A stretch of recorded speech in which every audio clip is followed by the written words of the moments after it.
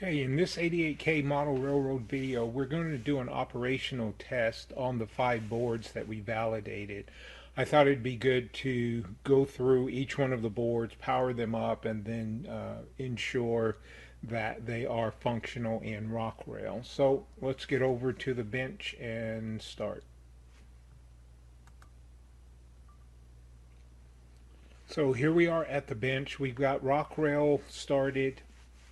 Then I've got the WIO query monitor or the query window open. So we'll start the units up one by one. And something to point out, if you guys were wondering about powering up your units, I was thinking the same thing and wanted to find a kind of convenient way of doing it. So what I got was one of these powered hubs. So in this particular hub, you can press the button and then power it up. And I thought this would probably be a good way of powering up multiple units. So this particular unit comes in either 4 or 7 strings. And I thought that would be really good instead of having individual power supplies connected up to each one of the boards. So let's get started with the first one. We can then press the button, power it up, and we see that it cycles through. Now on these room boards, they seem to have the LED that functions, but the other boards, the other 2 boards, don't seem to be wired or connected for the blue LED to flash.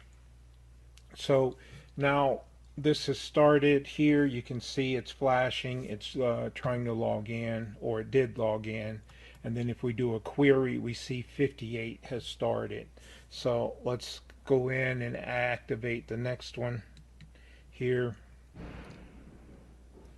And then we can do a query, and then you see it logs in. So that's 53. Power in the second or the third one. There, that's logged in. And then let's do the fourth one. Query. And there, number 4 is logged in. Now let's do the final one. This is and this one's, I have it set up to an external power supply. So there, that one's going, it's loading, do a query. And then now we have all 5 of them running.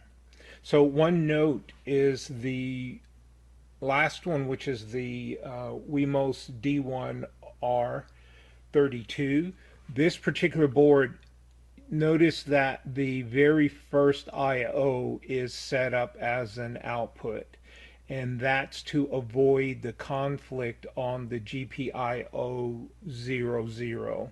If you configure this as a sensor, then what it's going to do is interfere with the UARTs port, and then when it interferes with the UARTs port, then whenever it boots through and it sends out the serial.begin, that will fail. And when that fails, none of the it will not log into your Wi-Fi.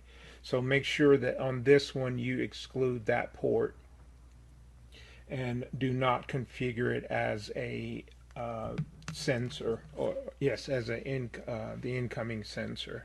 So now you can see with the LEDs here lit, each one of them are on.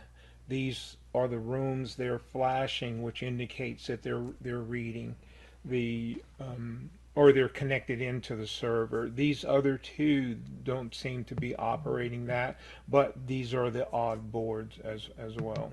So hopefully this helps you guys out. As usual, like, subscribe, and share, and we'll talk to you later. Bye.